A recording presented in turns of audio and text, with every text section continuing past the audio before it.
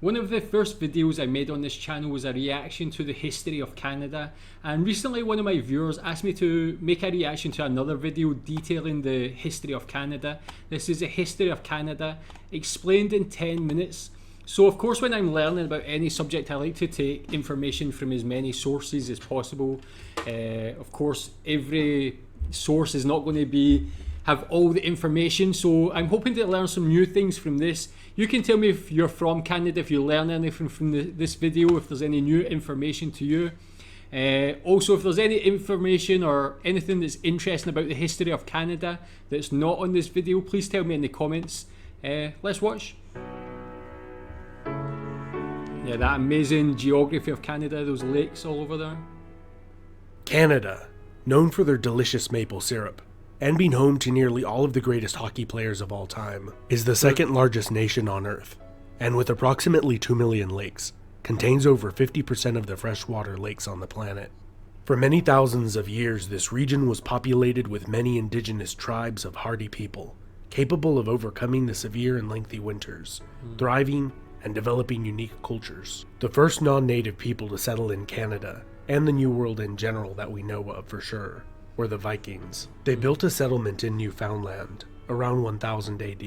It is unclear for exactly how long this settlement was occupied for, or if there was more, but ultimately it was either abandoned, pillaged, or its inhabitants succumbed to disease, or assimilated into the local population.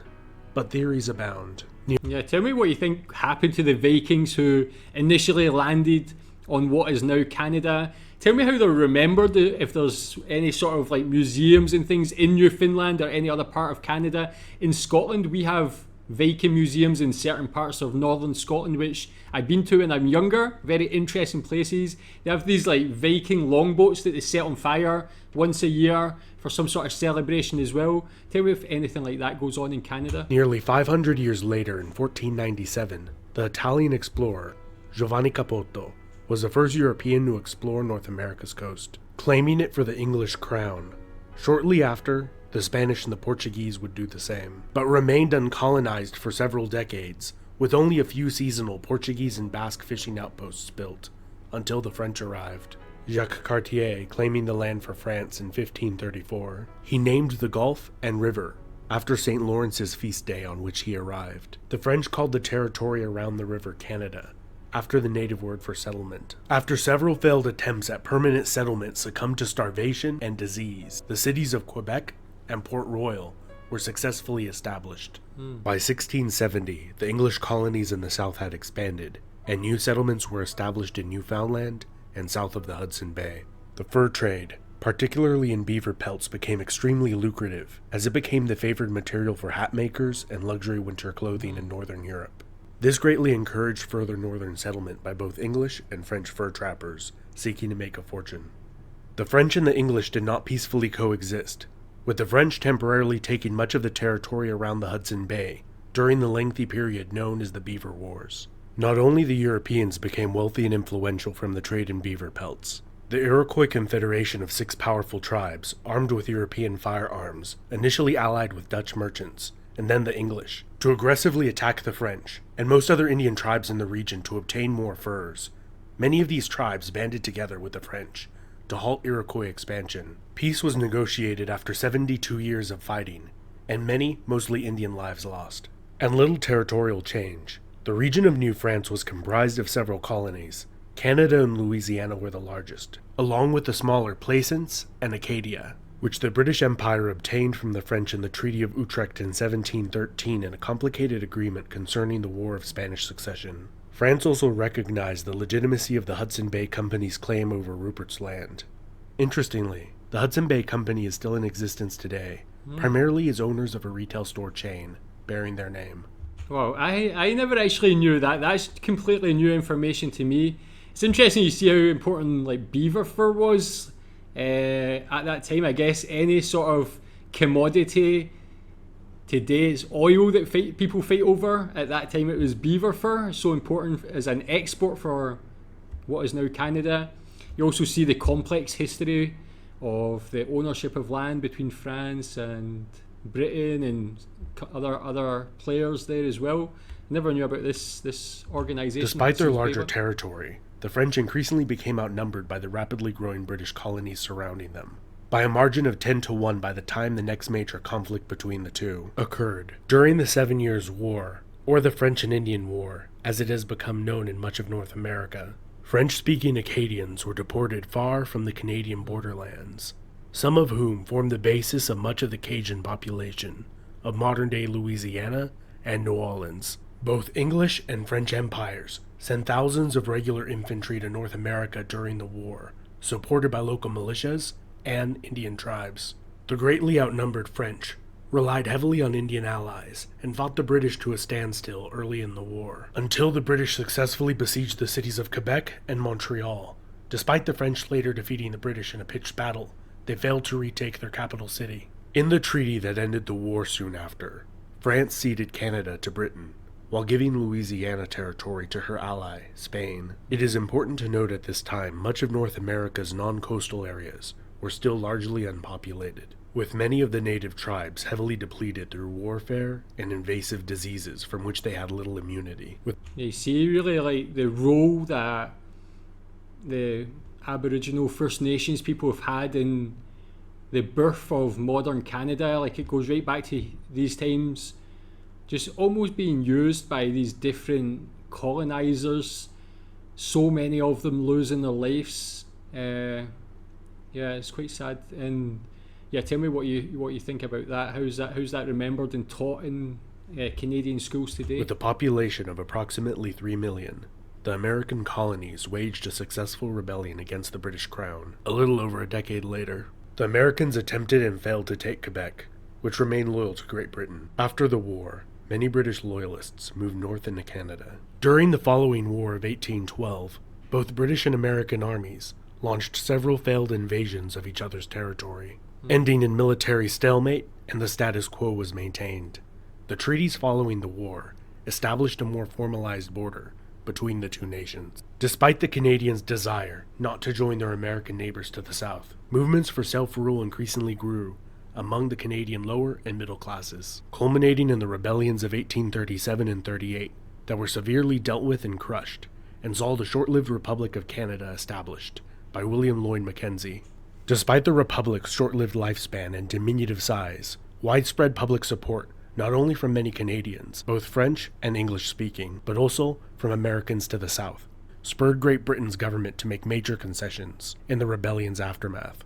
The Act of Union in 1840 united Upper and Lower Canada into the new province of Canada, and the granting of responsible government soon after allowed for a far greater degree of self-rule to be exercised by the elected representatives of the people. In 1846, the disputed Oregon Territory was peaceably divided between Great Britain and the United States, pretty much by drawing a straight line and giving Vancouver Island to Canada. Throughout the 19th century, a massive boom in the logging industry fueled large waves of immigration to Canada, gradually replacing the fur trade as Canada's most lucrative industry. In 1867, the British North America Act, or more commonly called the Constitution Act today, established Canada as a self-governing democracy with Ottawa as its capital city. To the west, the Hudson's Bay Company negotiated the sale of Rupert's Land to the newly formed Canadian government.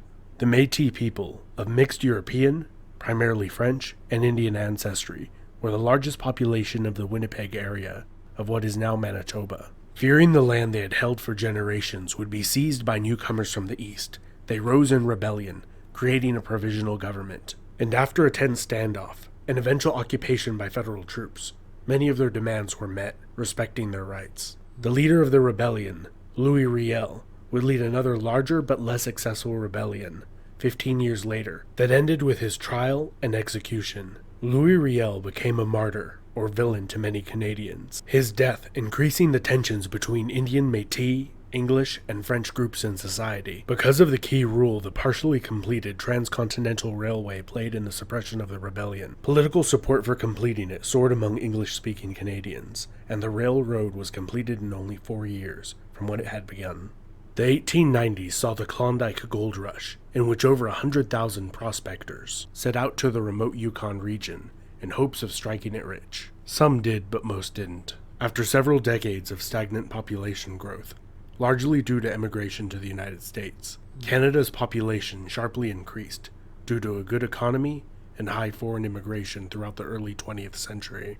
So yeah, you can see like the immigration of today for Canada is still something that's so prevalent, but it's over 100 years of immigrants coming to Canada and setting up life and calling it home. But so far, this is, yeah, it just shows such a complex history, how the land ownership and how it was colonised, how things changed so much over a relatively short period of time, and this is only just over 100 years ago.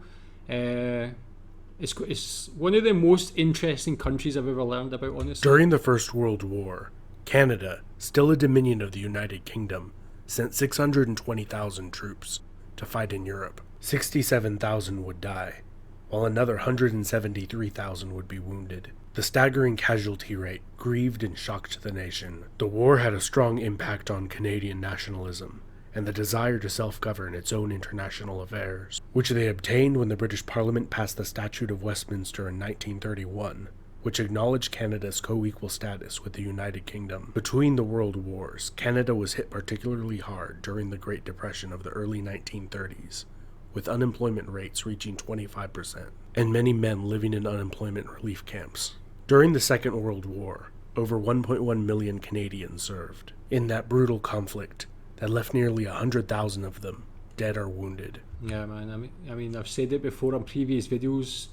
Being British, I'm sure I can speak for like most people in the UK, like who are just so appreciative of Canadians and their role in those world wars, and I mean other conflicts since then as well. But yeah, the number of people who lost their lives, it's just terrible, of course, man. In 1949, Newfoundland became the last Canadian province to incorporate. In 1965, Canada adopted its current flag. Here's a selection of some of the other national flags that were proposed. Yeah, tell me what you think about them. I think like the chosen one is just perfect for Canada, but I always kind of like this one when I first seen it. It just seems like quite an interesting one, especially the three maple leaves and the blue there as well. But the meaning of the current one, it has great meaning, and it just kind of suits Canada. Let me know in the perfectly. comments of which one do you think looks best. In 1982, the Canada Act passed the Parliament of the United Kingdom and was ratified by the Queen, granting Canada the right to create their own constitution, which they promptly did. Still recognizing the constitutional monarchy in a mostly ceremonial rule, the new constitution abolished the British Parliament's remnants of influence over Canada. Canada is now a nation of over 36 million people, where over 20% speak French as a first language, and has the 10th largest economy in the world. The province of Quebec has maintained a strong French influence over the centuries, and has on 2 occasions voted in referendums to decide whether Quebec should proclaim national sovereignty and become an independent country. In 1995, it very nearly did not pass. Yeah, that's so close. As someone who's from Scotland, and with Scotland trying to get independence for the last decade or so and having that vote,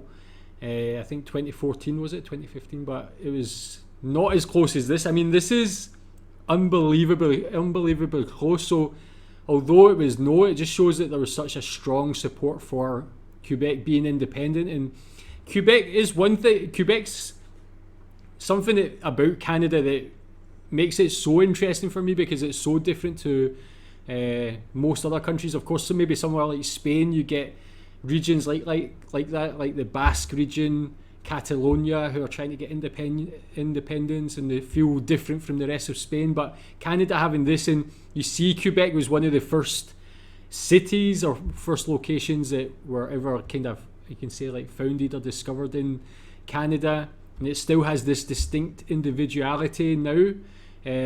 Tell me what you think about Quebec if you're not from there.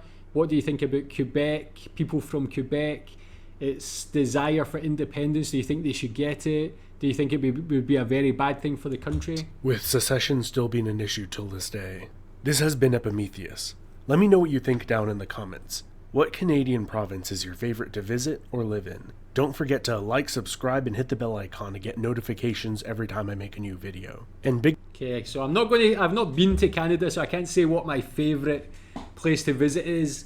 The place I've learned about that I had like the most connection is obviously Nova Scotia, because of its links to Scotland, which I really enjoy. But they all have some uniqueness from what I've learned, and it's just such an interesting country, especially with these northern territories, Yukon, Northwest Territories, and Nunavut, having those indigenous people there for so long as well, man. As I said, very hardy people, man. These kind of, where most of the population live, all have their uniqueness as well. So I love Canada. I love learning about it. That was a very interesting video. Focus a lot more on the beginnings of the country and how it became what it is today. So tell me what you think about that video. What was interesting to you? Was there anything you learned about in this video? And yeah, thanks for watching.